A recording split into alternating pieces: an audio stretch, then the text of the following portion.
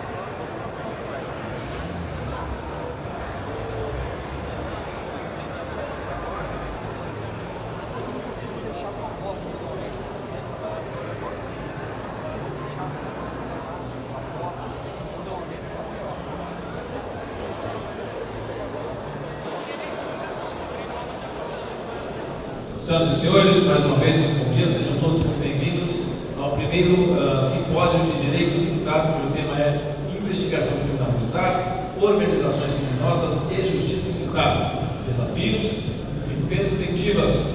Este evento é realizado em uma parceria na Universidade de São Paulo com o Centro de Altos Estudos de Segurança da Polícia Militar do Estado de São Paulo. Como primeiro ato do evento, protocolar, vamos a execução do hino nacional brasileiro.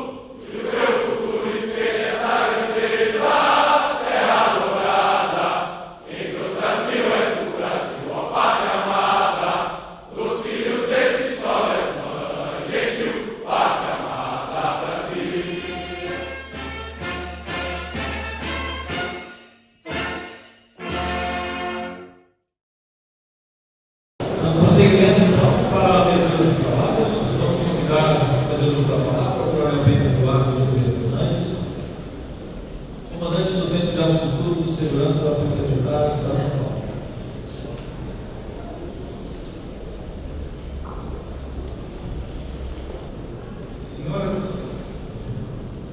Senhoras e senhores, muito bom dia. É um dia de gratidão, estamos aqui presentes. Gostaria inicialmente de destacar a presença do excelentíssimo Dr. Ronaldo João Botos, juiz auditor do Tribunal de Justiça Militar do Estado de São Paulo. Excelentíssimo Dr. Armando Brasil Teixeira, promotor da Justiça Militar do Pará. Excelentíssimo Dr. César Dário Mariano da Silva, procurador de Justiça do Estado de São Paulo.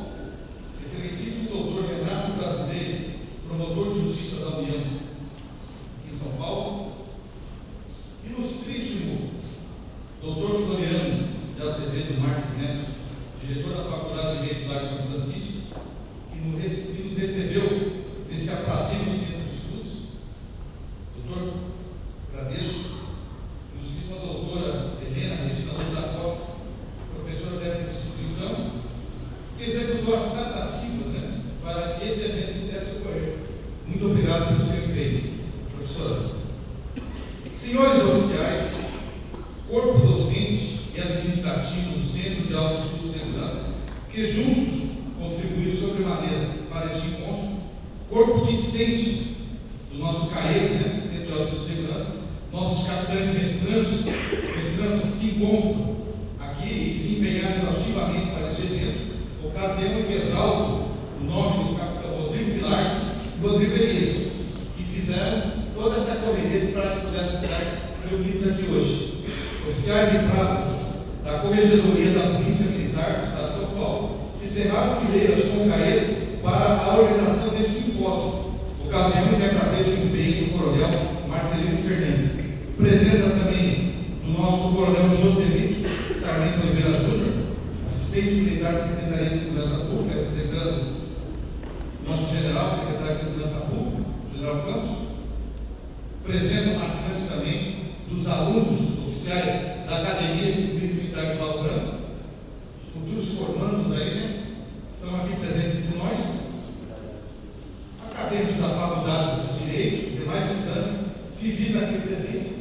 Agradeço a presença de todos.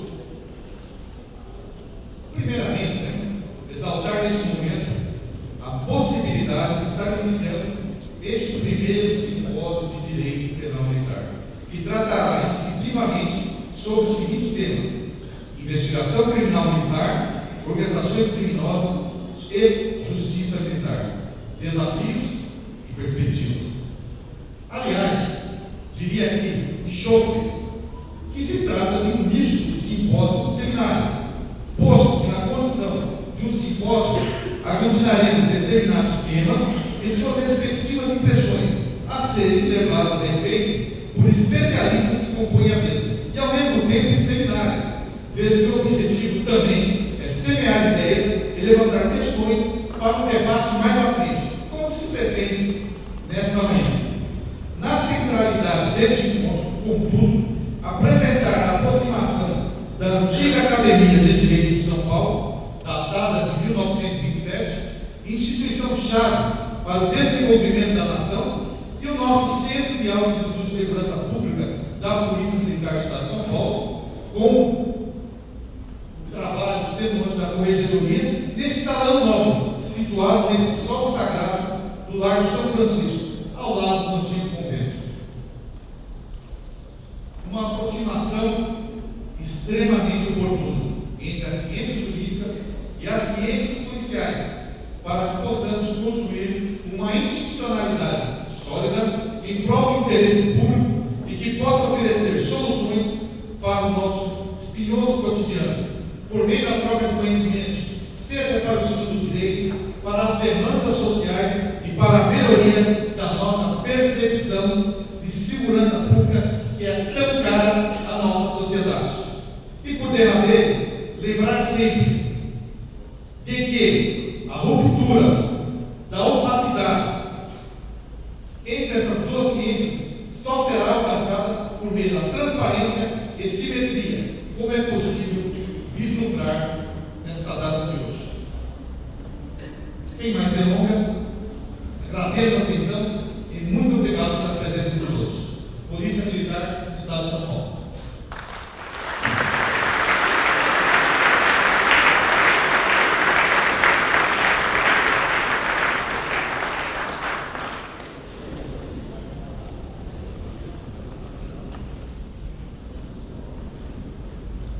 Vamos convidar ainda o professor titular Floriano de Azevedo Marques, diretor da Faculdade de Direito da Universidade de São Paulo, para tecer algumas considerações também.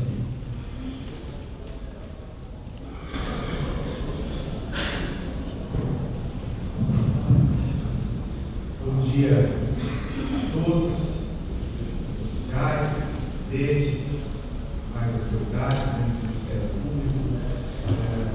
É uma grande satisfação do representante da Faculdade de Direito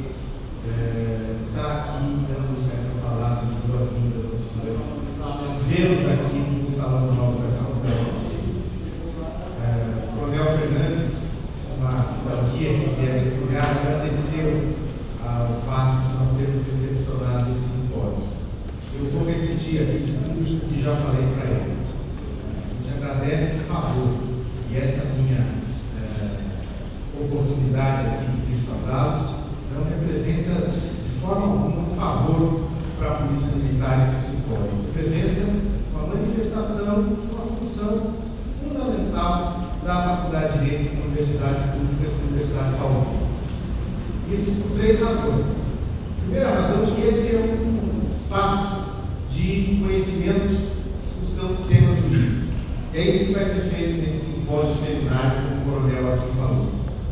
Segundo, que a Faculdade de Direito do Largo de São Francisco é uma instituição do povo paulista e é um órgão do Estado de São Paulo, como também é a Polícia Militar.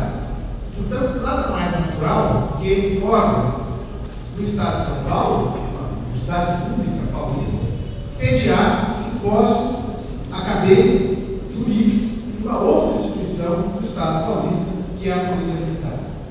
Em terceiro lugar, mais importante, a universidade, mais do que a universidade, uma faculdade de Direito, é um pilar importante do Estado de Direito, como também é a Polícia Militar.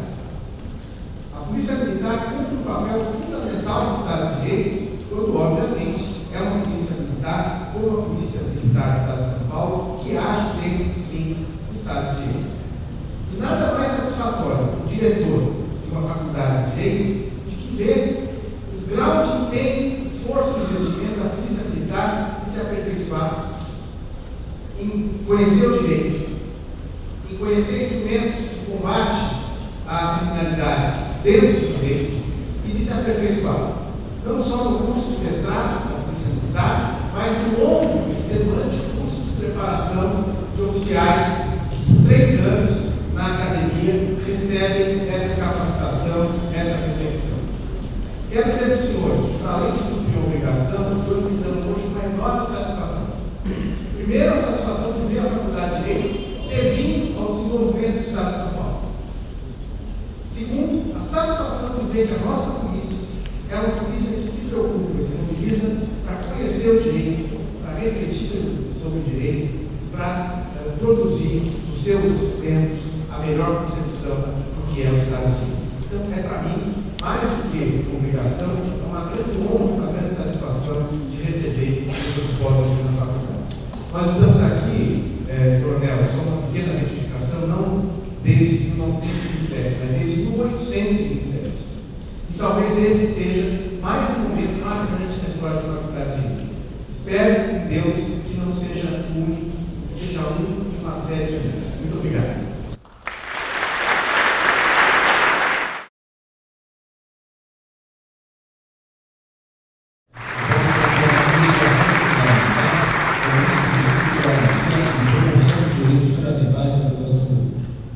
Nomeamos o capitão Rodrigo Elias Silva, corretor da Polícia Militar, atualmente oficialmente no programa de mestrado em Ciências Policiais de Segurança da Ordem Pública no Centro para os Estudos de Segurança da Polícia Militar. O capitão Rodrigo Elias é bacharel em Ciências Policiais de Segurança da Ordem Pública e em Ciências Jurídicas. É especialista em Ciências Jurídicas pela Universidade do Rio Grande do Sul e pós-graduado em Direito Constitucional pela Faculdade de Legal. Professor de Direito Processual Penal Militar da Academia de Polícia Militar Mauro Branco e na Faculdade de Legal. Professor de Direito Processual Penal Militar e Investigação Policial no curso de especialização profissional em Polícia Judiciária Militar. Professor de Doutrina Investigativa e Técnicas Operacionais no curso de especialização profissional em Investigação Policial Militar.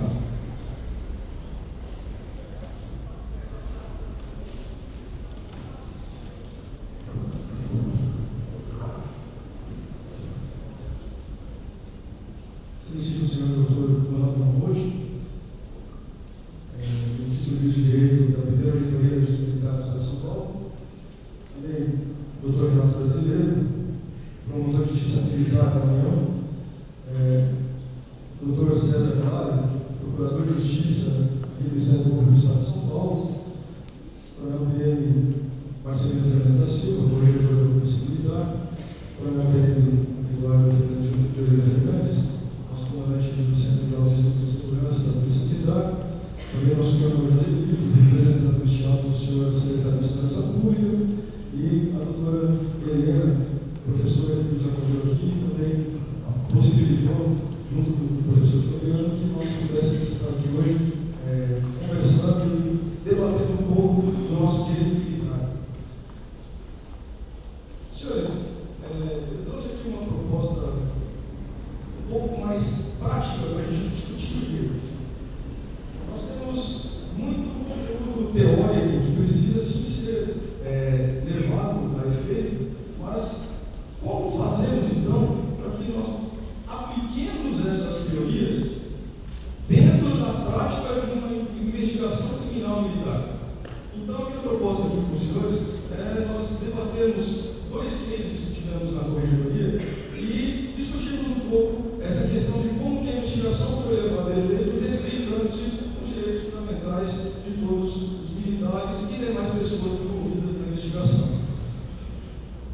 O primeiro slide aqui, eu coloquei uma figura um pouquinho provocativa, porque a gente conversa muito sobre ciclo de polícia.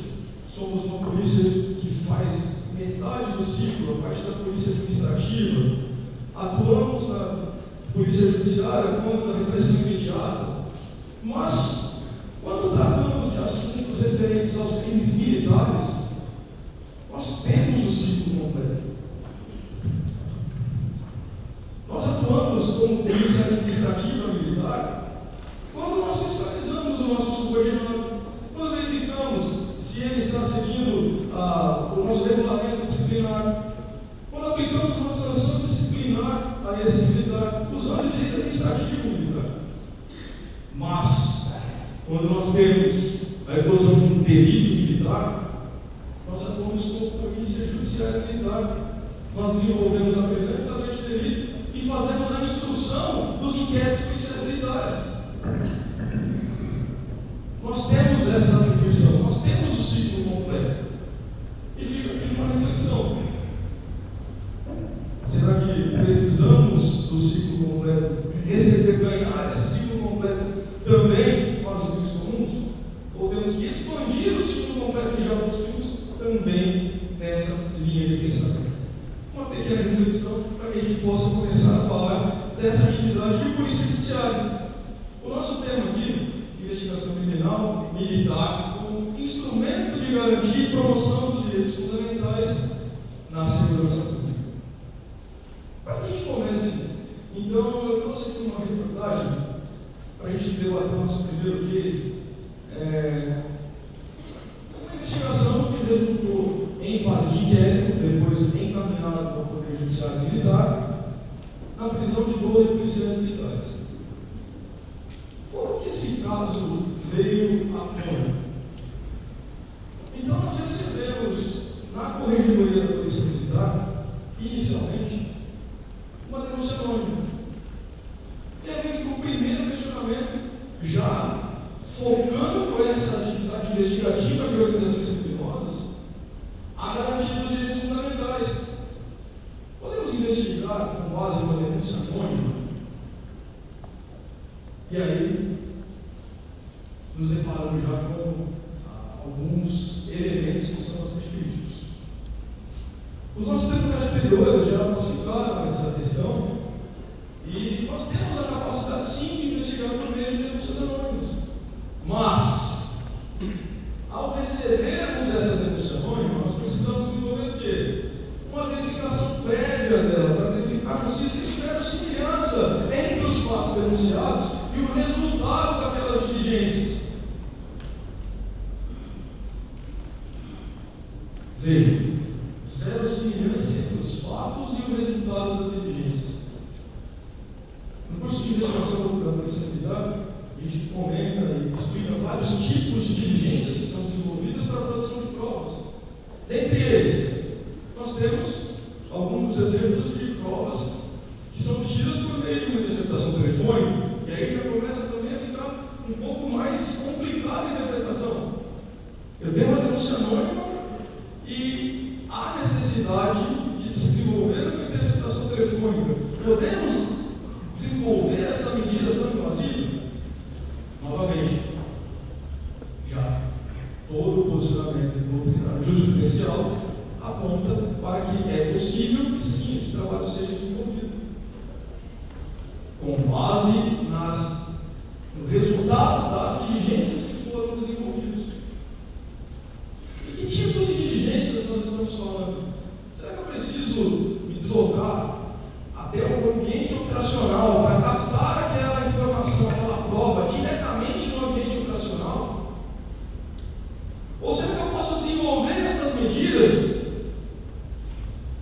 Esse exemplo da fotografia, nós utilizamos o Google Earth para desenvolvermos uma plotagem em mapa e, a partir dessa plotagem em mapa, verificarmos o ambiente operacional que estava envolvido e se havia realmente congruência entre as informações. Qual a chance hoje em dia que nós temos de enviar um agente para fazer uma busca de uma informação e esse agente ser plotado no ambiente operacional, ou seja, ser identificado naquele ambiente operacional?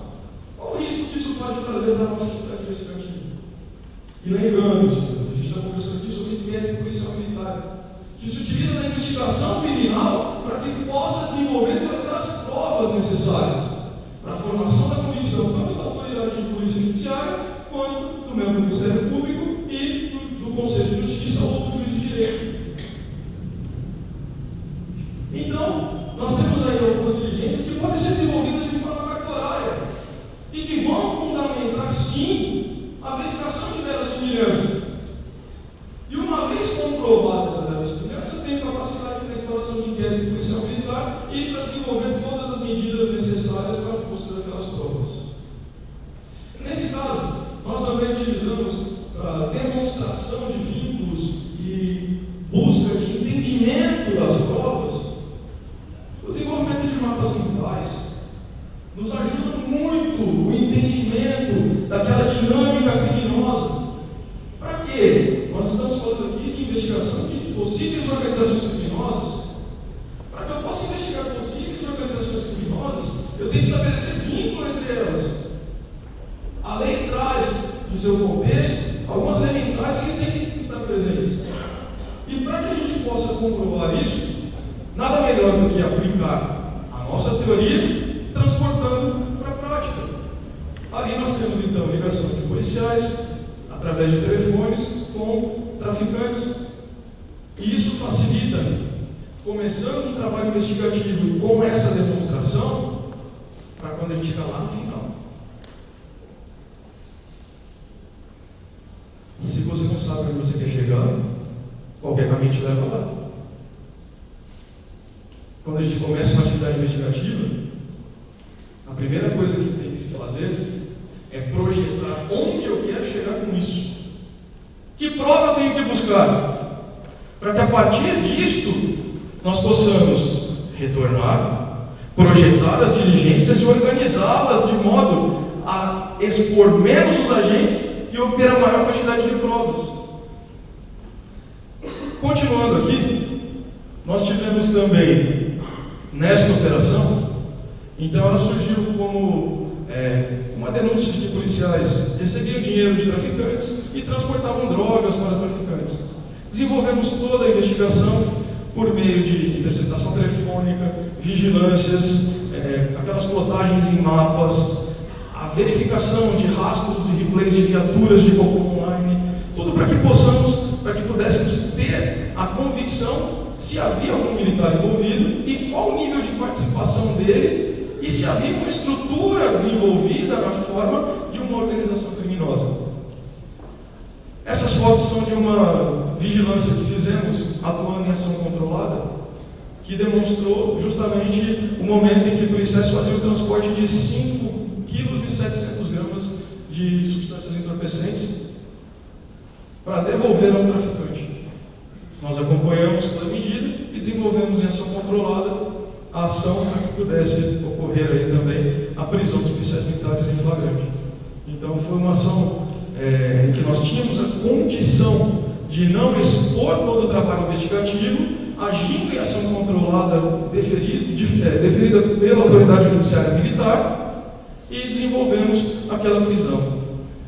Posteriormente, nós tínhamos informações sobre alguns nomes que eram agregados a alguns tipos de entorpecentes. E qual outra medida investigativa importante durante essa fase de coleta de informações? Justamente a tentativa de identificação do que se falou numa interceptação telefônica, trazendo para a materialidade que nós dispomos. Então, nesta imagem, nós usamos até aquele outro software, Shampoo Snap 9, de maneira que a gente consegue plotar aquelas bolinhas ali, fizemos uma separação e colocamos uma legenda. Por quê? Aquela legenda demonstrava a materialidade de toda a interceptação que tínhamos e também nos dava indicação de quais tipos de droga que eram comercializadas. Nesta investigação, nós tivemos um resultado importante. Tivemos prisões preventivas decretadas, tivemos buscas e apreensões cumpridas, todas simultaneamente às 6 horas da manhã. Coletamos as provas e desencadeamos a operação em fevereiro de 2017, com um relatório encaminhado já em março de 2017. Esse relatório tem em torno de 150 páginas. Por quê? Nós procuramos no relatório contar o que aconteceu. Sabe aquela história de começo, meio e fim? E às vezes fica meio difícil, porque a gente fica preso à forma e se esquece do conteúdo. Eu tenho que fazer a minha mensagem chegar para quem vai recebê-la de uma maneira limpa e transparente. O nosso tempo aqui é curto, depois a gente tem o debate. Aí os senhores podem escrever as perguntas e a gente vai respondendo, tá? E eu vou passar aqui para o Case 2. O Case 2 foi também uma outra operação que foi desencadeada. Quero agradecer, inclusive, todo o apoio do nosso corregedor e também da 10ª Seção de Investigação e da 3ª Divisão de Investigação, que nos auxiliaram, porque essa operação tomou uma dimensão gigantesca. Nós começamos com pouquíssimas informações de policiais que estariam recebendo dinheiro de integrantes do PCC. E começamos a desenvolver o trabalho de, primeiro, checar se aquelas informações que vieram de forma anônima, registradas no nosso serviço de permanência, 24 horas em funcionamento, tinham alguma correspondência com os fatos. E aí a gente consultou lá boletins de ocorrência do Infocrim, consultamos o Copom online para verificar trânsito de viatura, o talão, o horário que foi pago, como que foi o desencadeamento da ocorrência. Com isso, nós tivemos a verossimilhança para instaurar um inquérito policial militar, e quando a denúncia chegou para a corregedoria, ela já indicava que, naquela mesma data, por volta aí de 18 horas, um policial ia até o local para fazer o recebimento de parte do dinheiro aí do traficante. E aí nós desencadeamos diligência de campo para buscar essa prova. Só que até então nós não tínhamos nada em interceptação telefônica. Tínhamos o quê? Uma denúncia anônima e tínhamos sim instaurado inquérito para começar aquela investigação. Com base no quê? Com base nas diligências cartorárias que nos trouxeram a informação inicial para que sustentasse a nossa investigação. Essa aqui é a imagem do traficante que foi lá para pagar o policial militar. Então a equipe foi a campo, conseguiu desenvolver algumas medidas com base em informações coletadas previamente, e nós também conseguimos fotografar o próprio policial no ambiente operacional. Fizemos o acompanhamento, identificamos o veículo e fizemos toda essa parte operacional.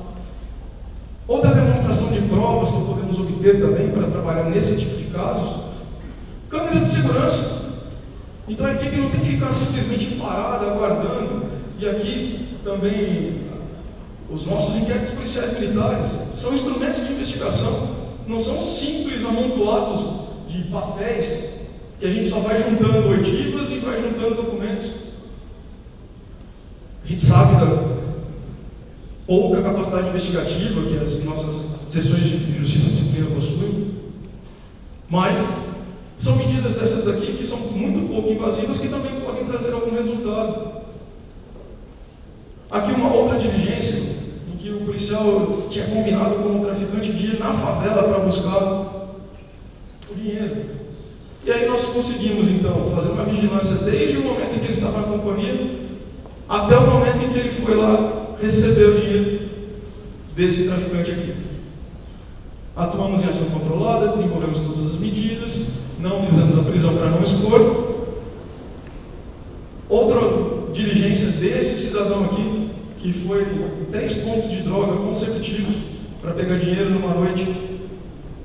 E detalhe, aí a gente está falando da capacidade investigativa e do valor que tem cada um dos nossos policiais de se desdobrar, deixar a hora de folga de lado e ir atrás da prova. Porque quando a gente fala em processo penal militar, a gente fala de prova. Isso é importante.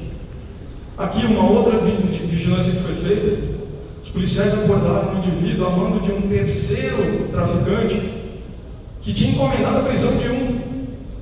E os policiais abordaram e prenderam ele. E nós conseguimos as imagens demonstrando a materialidade. Olha como que é bacana a gente demonstrar isso e preservar os direitos fundamentais desses policiais. Por quê? Eu preciso da prova para poder fazer um interrogatório, um indiciamento. Não basta que simplesmente nós coloquemos as nossas impressões pessoais sem essa cautela da prova. Isso aqui é só uma demonstração, foi uma metodologia que utilizamos nesta apuração para cada policial, em cada evento criminoso que ele estava envolvido.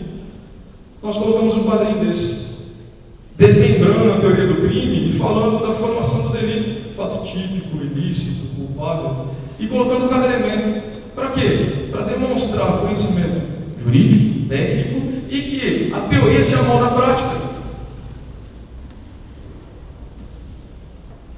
Também adotamos uma outra medida, que foi o quê? Montamos uma tabela para cada policial, para cada crime, colocando cada prova que existia contra ele nos autos, de maneira a preservar justamente essa condição do cidadão policial que tem seus direitos fundamentais, tem a necessidade de preservação dos seus direitos fundamentais. Aqui também foi um salto de qualidade. Nós utilizamos a doutrina do Dr. Ronaldo João Rotti e fizemos um despacho de indiciamento. Fazendo o quê? Nós informamos para o policial todas as provas que tinham contra ele e todos os elementos indiciários e também os delitos por ele praticados, com uma finalização, intimando ele com um prazo de antecedência para que o advogado desejando também fizesse vistas. Só que cada despacho de indiciamento desse tinha entre 30 e 90 folhas.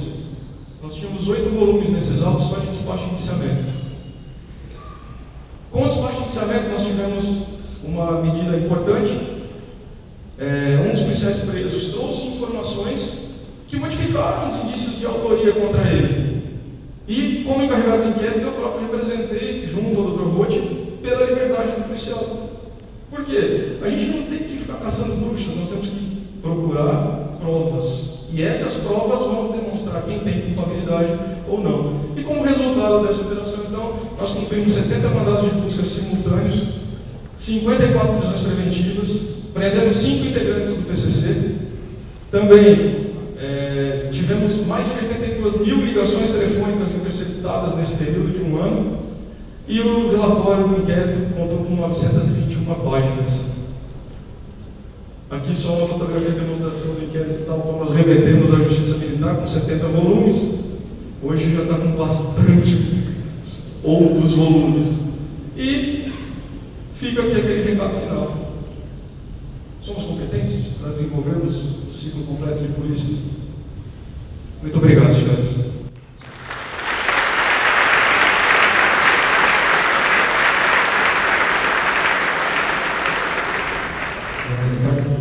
Dando sequência, convidamos o capitão Anderson Barbosa Casado, também da Corregedoria da Polícia Militar. O capitão Anderson Barbosa Casado foi declarado aspirante oficial no ano de 1999, bacharel em Ciências Policiais de Segurança e Ordem Pública, na mesma data, bacharel em Direito pela Universidade Bandeirantes, em 2009, mestre em Ciências Policiais de Segurança e Ordem Pública junto ao Centro de Altos Estudos de Segurança da Polícia Militar do Estado de São Paulo, professor de Direito Penal Militar, curso de formação de oficiais, Academia de Polícia Militar do Campo Branco, professor de Direito Penal Militar, curso de especialização em Direito Público na Faculdade Legal, professor dos cursos de Polícia Judiciária Militar para oficiais e para praças na matéria de atualização jurídica, Direito Penal e Direito Processual Penal.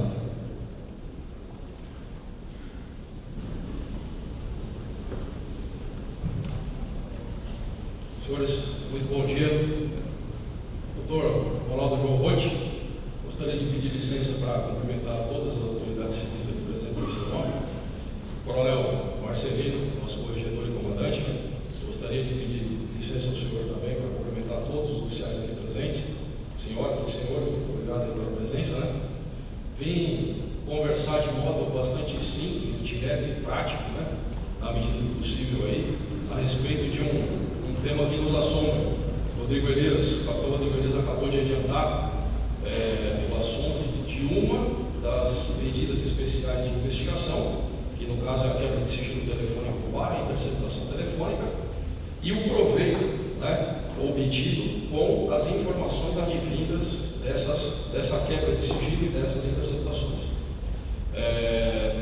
Os crimes permanentes de perigo abstrato, ali eu quero me referir não somente, mas como, por exemplo, o crime de integrar organização criminosa, que hoje, aquele contexto que é uma organização criminosa, uma organização que tem que ser conhecida mundialmente, tem que ter atuação transnacional, interestadual, não somente isso, os termos da lei, seria aquela antiga impressão do que tínhamos acerca do crime de informação de quadrilha urbana,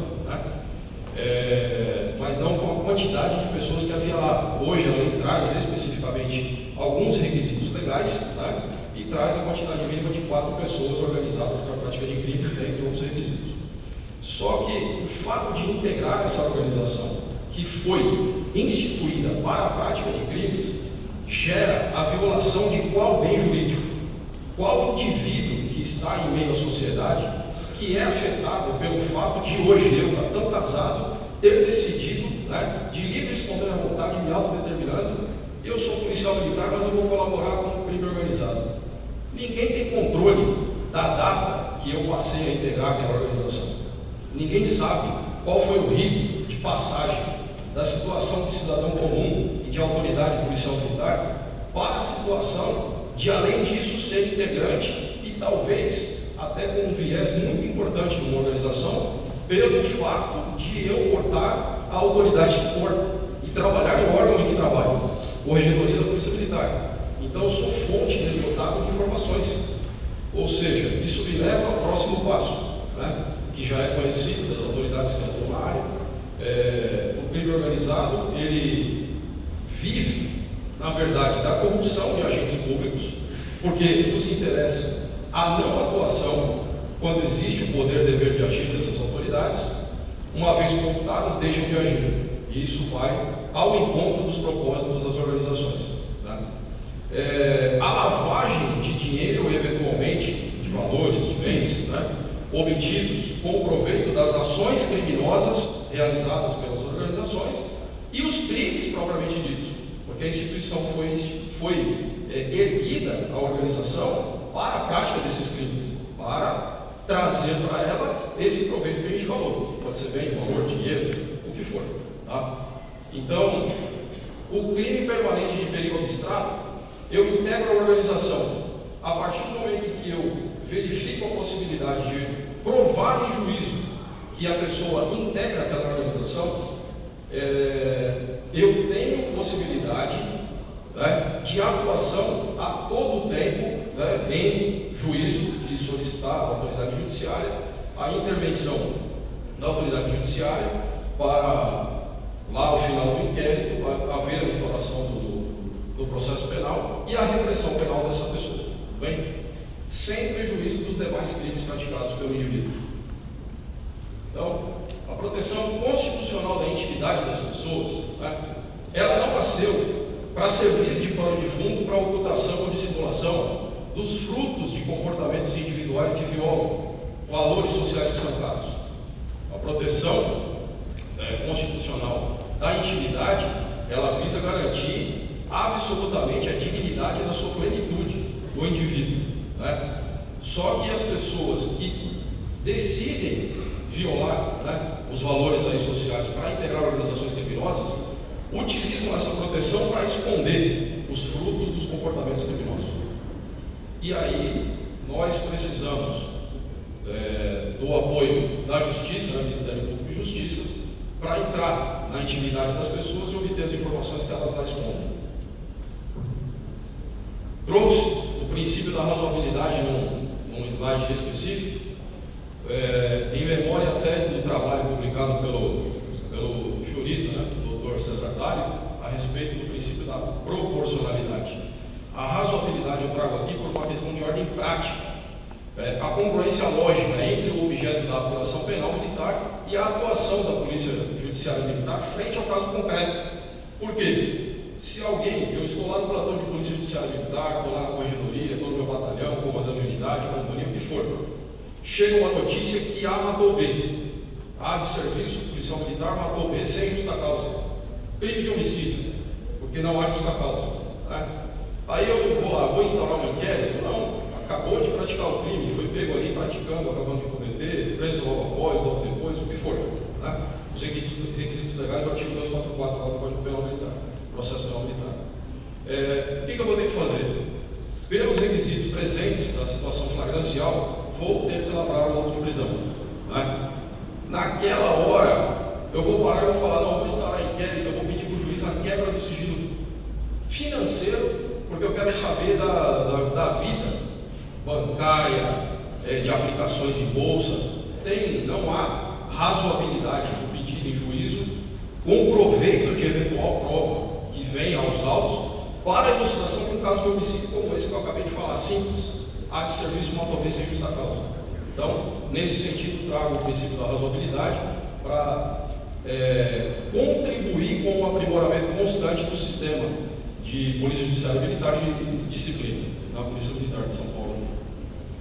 As representações de juízo, nesse sentido, então, elas têm que conter inequívoca demonstração, né, da justa causa fática e jurídica, ensejadora da medida pretendida. A plausibilidade das alegações, elas têm muito a ver com o que o capitão Rodrigo Elias acabou de nos ensinar aqui, de nos relembrar, né? Dar efetividade à produção de provas com base no sistema legal. Então, nós temos como freio da nossa atividade de Polícia Judiciária Militar os requisitos legais da atuação. Então, nós não podemos agir do modo como pensamos que seja o adequado, e sim de acordo com o que a lei nos permite ou nos manda fazer. E a pureza de propósito, que eu até coloquei em negrito, estrito cumprimento da lei. Eu não posso investigar A demasiadamente, profundamente, em detrimento de investigar B superficialmente, porque ele é meu amigo, porque ela é minha amiga, tenho intenções outras, políticas, seja o que for, não posso. Né? Tenho que tratar todos os termos da própria Constituição de forma igual, nesse sentido. Exemplos de medidas, né, especiais aí de investigação desses crimes, como eu disse aí a título de exemplo aí no crime de homicídio. No crime de homicídio eu tenho um autor, tenho uma arma, é o palco ideal, né? Inclusive até para ministrar aula, para passar conceitos de direito penal, penal e penal militar. Eu tenho o B, que é vítima, tenho a arma, tenho sangue, tenho cápsula de pistola no chão, lá o estojo, tenho tudo. É fácil adotar as providências. Agora, os senhores seriam capazes de imediato de me dizer qual é uma evidência que, sem o apoio da justiça, para que eu viole a intimidade dos indivíduos, para obter as informações que denotem que ele integra uma organização criminosa, sem essas informações, como obter provas ou até indícios em autos de inquérito policial militar para demonstrar que existe justa causa de judicialização e eventual condenação dessa pessoa que integra uma organização criminosa. Quais são, né, os indicadores de que alguém integra uma organização criminosa? Não dá nem para falar de imediato.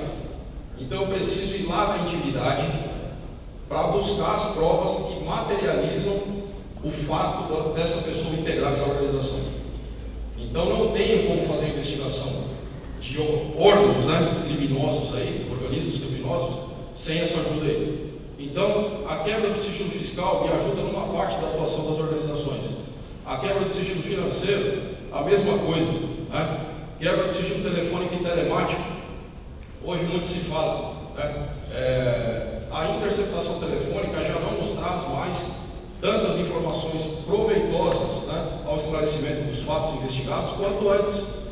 Porém, ela continua sendo Porque, além do que se conversa, existem informações por trás das conversas que estão embutidas nos sistemas de controle das conversações em meio às centrais telefônicas, né? Que muito nos interessam. Né? Um operador de telefonia sabe onde o capitão Carneiro se encontra agora. Isso nos interessa para a investigação. Tá? Dentre tantos outros dados. Interceptações ambientais, ações controladas, as infiltrações, eu fiz questão de colocar ali as digitais. Pensem os senhores no grau de dificuldade de infiltrar alguns dos senhores que integram o sistema de polícia judiciária militar e disciplina, aqui também de São Paulo, numa organização criminosa, sem que os criminosos saibam que os senhores são policiais. Só de olhar o jeitão de cada um, a gente já sabe que isso aqui é policial. Como vai integrar uma pessoa dessa sem ser descoberta? Já na infiltração digital, com autorização da Justiça, criamos avatares, perfis e tudo mais e navegamos livremente com tranquilidade, né? E obtemos informações com o controle judicial sempre. Como disse, né?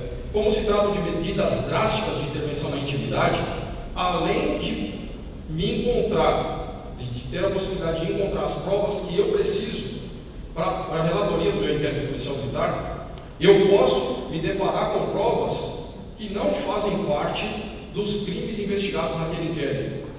E aí também, né, com a intenção de colaborar com o aprimoramento constante do sistema, trago aos senhores, né, a observação de, para que não esqueçam de forma alguma, que os fatos com relevância jurídico-penal que exijam atuação por parte do poder estatal, que não fazem ligação com os fatos apurados, que eles vão pedir, que eles passem aí, né, mediante representação da autoridade judiciária, às mãos da autoridade judiciária para a decretação do compartilhamento formal desses dados. Ou seja, estou investigando uma organização criminosa que pratica tráfico de drogas. E ali eu tenho um encontro fortuito, né, princípio da serendipidade lá, que me prova a ocorrência de um roubo que nada tem a ver com aquela organização. Eu tenho que pedir autorização para a Justiça para usar aquela prova, né, de eventual autoria do crime de roubo para a instauração do inquérito, se for um crime militar, para a apuração daquele roubo em apartado. Tudo bem, senhores? Vamos lá. A obrigatoriedade da representação, como eu disse, né, a instauração dos inquéritos ou, assim que eu tiver autorização judicial, fazer os ofícios encaminhando para as autoridades competentes adotarem as providências que são deveres do seu ofício. Como eu disse, eu quis ser bastante rápido, né, curto e grosso, como diz o outro, tentando colaborar com o aprimoramento do sistema, trazendo lembretes que são importantes para o desencadeamento das medidas, e uma delas aqui foi explorada pelo capitão Rodrigo Elias, tá bom? Senhores, agradeço muito pela atenção, muito obrigado a todos aí.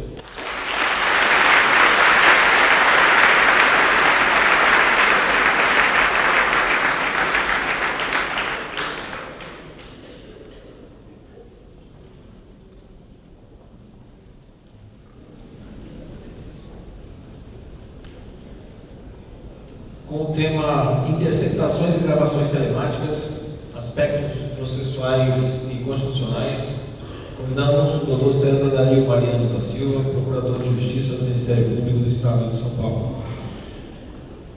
Dr. César Dario Mariano da Silva é Procurador de Justiça, mestre em Direito das Relações Sociais, especialista em Direito Penal, professor universitário, autor de vários livros, dentre eles, Manual de Direito Penal, Lei de Execução Penal Comentada, Provas Ilícitas, Estatuto do Desarmamento, Lei de Drogas Comentada e Tutela Penal da Intimidade, publicados pela Juruá Editora.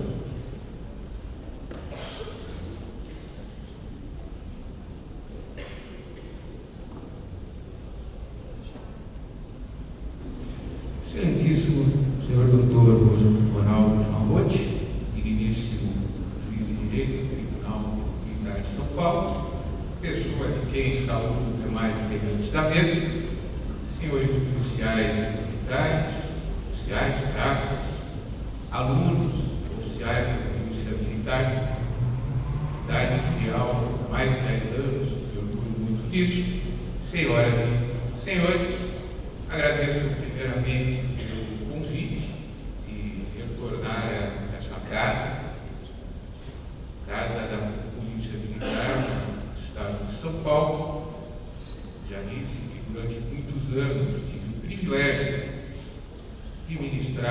Direito Penal com os alunos oficiais dessa casa. Meu tema é um tema extremamente interessante, porque é um tema atual.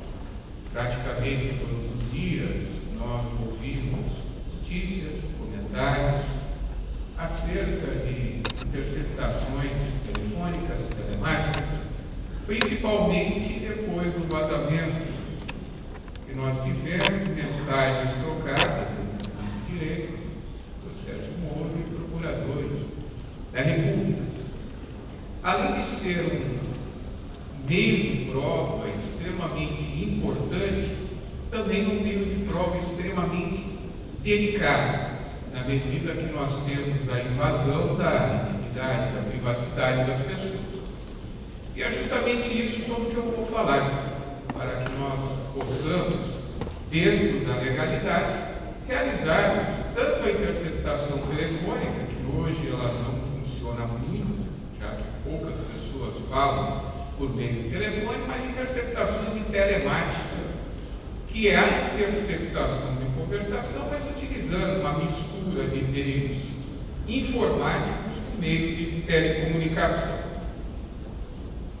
Antes de nós falarmos sobre esse procedimento, sobre o fundamento legal, constitucional, nós temos que fazer a diferenciação do que seja uma mera gravação telefônica, da interceptação e também da escuta, para que nós tratemos esses institutos de maneira diferenciada, já que realmente eles são diferentes dentro da nossa legislação. Quando nós pensamos em interceptação, nós falamos de interceptação clandestina, lato sensu, que engloba tanto a interceptação telefônica, telemática, quanto a interceptação ambiental. Nós temos terceira pessoa se intrometendo na conversação sem o conhecimento dos interlocutores. Se essa interceptação é feita em ambiente presencial, nós chamamos de interceptação ambiental. Se é feita em conversação telefônica ou telemática, nós temos a interceptação telefônica ou telemática, que é diferente da escuta. É muito comum nós ouvirmos esse termo escuta como se fosse interceptação. Tecnicamente, não é verdade. Já vi, inclusive, decisões judiciais fazendo menção à escuta, quando na realidade está falando de interceptação. Na escuta clandestina, que é o gênero, nós temos uma pessoa com autorização de um dos interlocutores que se imiscui na conversação. Se essa conversação é entre presentes, nós temos a chamada escuta ambiental. Se é por meio de telefone ou telemática, nós temos a escuta telefônica ou telemática. A escuta, na realidade, é uma modalidade de interceptação. E nós vamos ver que hoje, pela nova regulação que nós temos, com a lei de abuso de autoridade, que acabou alterando o dispositivo da lei de interceptação telefônica, praticamente essa diferenciação do que tange o procedimento vai acabar, vai morrer. Nós vamos ter que nos valermos realmente da lei 9296/96. Já a gravação, ela é a gravação da conversa por um dos interlocutores. É um meio de prova que não traz maiores dificuldades, que é aceito tanto pelos tribunais superiores quanto pelos tribunais em geral. Uma pessoa grava a própria conversa. Em tese, poderia haver a violação à intimidade, não pela gravação em si, mas pela divulgação dessa conversa, que sempre será possível quando nós tivermos justa causa. Então, o que vai nos interessar aqui, propriamente dito, é a interceptação e a escuta, seja em ambiente presencial, seja por meio de telefone ou de telemática. Nós temos alguns fundamentos constitucionais, na realidade dois, e alguns fundamentos legais que nos autorizam a proceder à interceptação telefônica, de telemática e ambiental. O fundamento genérico é o artigo 5º, inciso 10 da Constituição Federal, que protege tanto a intimidade relação com a privacidade. Depois da promulgação da atual Constituição Federal, nós vamos ter que fazer uma diferenciação do que seja intimidade e o que seja privacidade. Termos até então tidos como sinônimos, inclusive vários doutrinadores acabam também tratando esses termos como sinônimos, que na realidade não são. E eu vou me valer da doutrina alemã, que foi trazida no Brasil pelo professor René Ariel-Dodge e também pelo professor Paulo José da Costa Júnior. É a doutrina das esferas concêntricas. Então nós temos diversas esferas. O que estiver fora da esfera é a vida comum. Dentro da esfera nós temos uma proteção legal. Essa esfera maior de proteção, ela diz respeito à privacidade ou à reserva da vida privada no direito português. São fatos do cotidiano das pessoas, sua vivência familiar, no seu trabalho. Eles são preservados, mas não tanto quanto a intimidade, que é a esfera concêntrica menor. Mas para efeito da proteção legal, tanto faz se há violação à privacidade ou à intimidade. E dentro da intimidade ainda, nós temos uma esfera menorzinha, que é a esfera do segredo, que é a esfera que muitas das pessoas, inclusive, possuem fatos nessa esfera do segredo que nunca foram revelados para ninguém, nem para o pai, nem para a mãe, nem para a esposa, nem para o filho, dado que a importância desse fato para essa pessoa muitas vezes vai lhe causar constrangimento, embaraço, que essa pessoa não quer que ninguém tenha conhecimento. Mas para a esfera da proteção legal, tanto faz.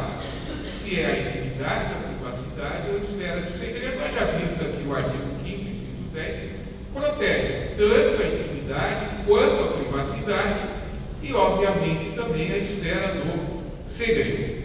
No que diz respeito especificamente às interceptações, seja de dados, de telemática ou a interceptação telefônica, nós temos um dispositivo expresso previsto no artigo 5º, inciso 12 da Constituição Federal, que diz ser inviolável o sigilo da correspondência, de dados e, que nos interessa aqui, sigilo telefônico.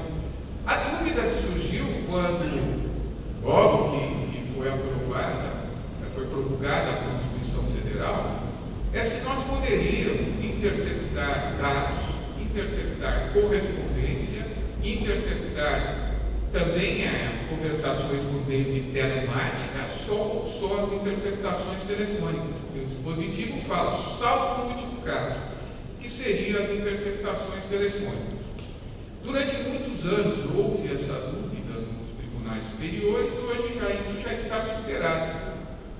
E que levou à superação desse dogma até então existente foi um acordo do ministro Celso de Mello, nos anos 90, dizendo que ninguém pode se valer do direito constitucional sagrado absoluto para salvaguarda de prática de crimes. Se nós fôssemos interpretar esses direitos constitucionais de forma absoluta, nós teríamos tráfico de drogas pelo correio, lavagem de dinheiro, nós teríamos crime de pedofilia pela internet e sem que pudéssemos fazer nada. Então, depois de muita discussão, hoje é pacífico que nós poderemos ter, sim, tanto a interceptação telefônica, interceptação de dados, interceptação telemática. Óbvio que para isso daí nós vamos ter que fazer o sopesamento dos valores em confronto. Direito à intimidade, direito à produção da prova e, às vezes, mais longe, direito à própria segurança. E sempre que formos fazer esse sopesamento de bens, teremos de fazer em todos os casos. Absolutamente em todos os casos, para verificar se a intimidade, num determinado caso concreto, ela pode ser violada, para que nós obtenhamos a prova que nos interessa. E nós temos um fundamento legal, que é na Lei 9296/96, que no seu artigo 1º caput, trata da interceptação telefônica, e no seu parágrafo único trata da interceptação de telemática. A lei fala informática e telemática, não é? O correto é telemática. conversação por meios eletrônicos é telemática, que é uma mistura de informática com telecomunicações. Esse é o termo correto, então é a técnica que nós falamos de interceptação de informática, porque informática não faz a comunicação, quem faz é a telemática, que é um ramo de telecomunicações.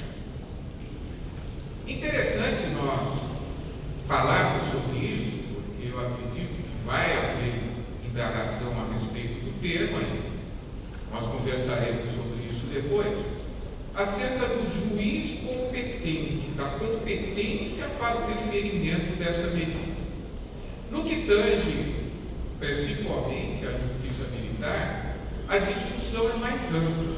A discussão ela se refere ao artigo 9º do Código de Processo Penal Militar, sobre a definição do que seja crime militar, que não é o caso, não vou falar sobre isso, mas para nós decidirmos qual é o juiz competente, nós deveremos saber se o crime é militar ou não, interpretando a atual legislação, o atual dispositivo, o Código de Processo Militar, no seu artigo 9º, no que tange a crime militar. Já que as interceptações em geral, elas são medidas cautelares. Se elas são medidas cautelares, o juiz competente é do processo principal. Elas são medidas acessórias, elas sempre vão seguir o principal. Então, o importante é isso, saber qual é o juiz competente, porque se ele for incompetente, artigo 564.1 do Código de Processo Penal Comum e dispositivo equiparado no Código de Processo Penal Militar, que eu não me lembro agora qual artigo. Então, se nós tivermos uma interceptação deferida por um juiz incompetente, toda a prova produzida ela é absolutamente nula. Não estamos falando em ilicitude, mas em nulidade absoluta. Ela é absolutamente nula, muito embora ela não seja desentranhada no processo, porque se trata de nulidade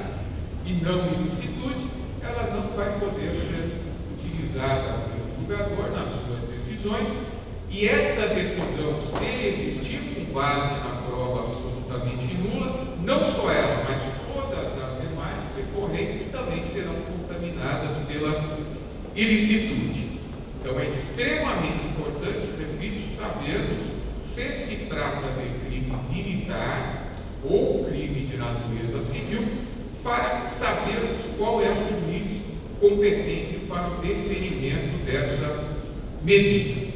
Nós temos alguns requisitos genéricos, outros requisitos específicos para a interceptação tanto telefônica quanto de telemática. Os requisitos genéricos, primeiro, crime, tem que ser crime, tem que ser um juiz criminal, processo criminal, ou, no caso, uma investigação criminal, tanto na justiça comum quanto na justiça militar, não importa, as duas são competentes para o deferimento da medida.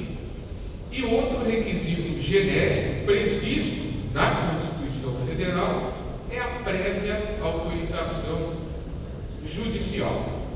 Nós deveremos ter uma autorização do juiz competente para que possamos fazer a interceptação telefônica ou interceptação telemática, aí incluída o WhatsApp, Messenger e outros dispositivos semelhantes. O primeiro requisito específico é o chamado razoabilidade da autoria, indícios razoáveis de autoria. Não é nem suspeita nem indícios suficientes. Suspeita não é suficiente para que nós ingressemos e olhemos a intimidade e a privacidade das pessoas. Indícios suficientes de autoria, se já tivermos, muitas vezes sequer será necessário a interceptação telefônica, porque já temos elementos, inclusive, para a propositura da ação penal. É algo que fica no meio termo entre suspeita e indícios suficientes, que é a razoabilidade da autoria. Segundo, quando a prova não puder ser obtida por outros meios disponíveis. Isso é muito difícil nós sabermos, porque na grande maioria das vezes não saberemos no que dará determinada diligência que a testemunha vai falar. O que eu sempre digo, e vem sendo aceito pelos tribunais, pede-se a interceptação, se por acaso ela não for necessária posteriormente, ela é descartada. Por quê? A interceptação tem que ser feita naquele momento. Se nós deixarmos passar, a prova desaparece. E muitas vezes, como eu já disse, a gente não sabe se é possível ou não a obtenção daquela prova por outros meios. Por último, o crime apenado com reclusão. E por que o crime apenado por reclusão? Porque no sopesamento entre direito à produção da prova e a intimidade tem que ser um fato grave, tem que ser algo que realmente enseje essa violação, que é muito severa. Uma pessoa ingressar na sua conversação, sabendo o que você está conversando, que a pessoa não conversa só sobre atividade criminosa, conversa sobre absolutamente tudo. E nas interceptações que eu já vi, eu descobri cada coisa que vocês não imaginam, não posso nem falar, mas coisa extremamente cabeluda de todas as ordens que vocês possam imaginar. O que nós fazemos numa situação dessa? Se não interessa, a própria lei diz, olha, para preservarmos a privacidade das pessoas, vamos destruir o material. Eu sempre destruí ao final, porque a gente não sabe se aquela prova vai ser um álibi, tanto para favorecer quanto para prejudicar o próprio acusado. Às vezes vai ser um álibi. Eu descobri que o cara estava no hotel com a amante. Isso pode ser um álibi posteriormente. Pode ser um álibi dele posteriormente. Então eu só deixava para destruir no final. Muito embora a lei fale que tem que ser destruído imediatamente. Vai depender do fato, óbvio. Tem situações que acabam a gente destruindo. Tem que destruir mesmo. E essa destruição é acompanhada pelo Ministério Público, e eu tomava cuidado, inclusive, de intimar o interessado, aquela pessoa que teve a conversa interceptada, para saber. Por isso que eu fazia isso ao final, porque essa divulgação poderia, inclusive, prejudicar a própria investigação. Como eu já disse, a cautela com a proteção à intimidade, corre segredo de justiça, inclusive é crime, é divulgação, né, o apensamento aos autos do processo principal do inquérito policial só vai ocorrer após a finalização das diligências, por motivo óbvio, e o incidente de destruição do material que eu acabei de falar. Aqui nós temos o procedimento, que realmente não dá tempo. É possível chamar de encontros fortuitos, quando nós descobrimos pessoas até então não envolvidas, mas que passam a ser envolvidas, ou outros crimes praticados.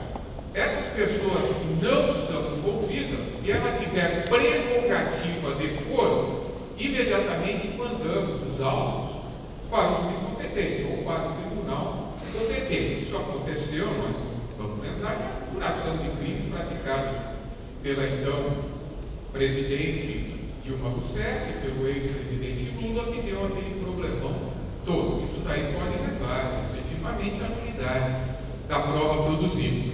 Incriminação de outras pessoas, a mesma coisa. O crime tem alguma relação com esse? Tem relação, está intimamente relacionado. Quem é o alvo competente? O alvo competente é o policial militar. Ele vai conversar com outras pessoas, óbvio que ele vai conversar com outras pessoas. E às vezes, para nós para que saibamos mais o que está ocorrendo, nós vamos ter que aumentar as linhas telefônicas interceptadas. O organograma é uma coisa super interessante. Começa com 2, daqui a pouco nós temos 100, 200 telefones. O que interessa é o alvo. Quais são os alvos? Os alvos são policiais e militares? São. Eles fatalmente vão conversar com civis. E nem por isso a prova vai ser considerada ilícita. O importante é o alvo. O alvo é policial militar?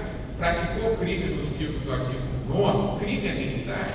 Então, o juiz competente, o juiz de auditoria militar. E se mantiver conversação com outras pessoas, que vai manter, não é razoável.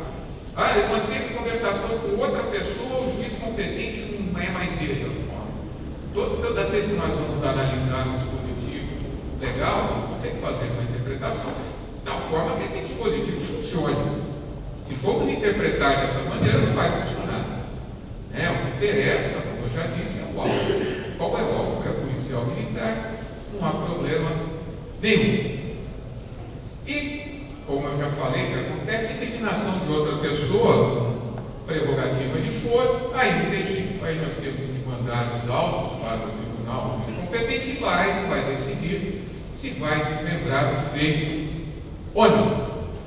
Esse artigo 10, ele vai trazer um problema muito grande de interpretação para a gente, porque numa lei que trata de interceptação telefônica, foi colocado promover escuta ambiental, que não tem nada a ver com interceptação telefônica, mas vai mudar totalmente a nossa forma de interpretação desse meio de produção de prova, porque até hoje a regulamentação existente é só no que tange a interceptação telefônica, não há regulamentação para interceptação ambiental, escuta ambiental.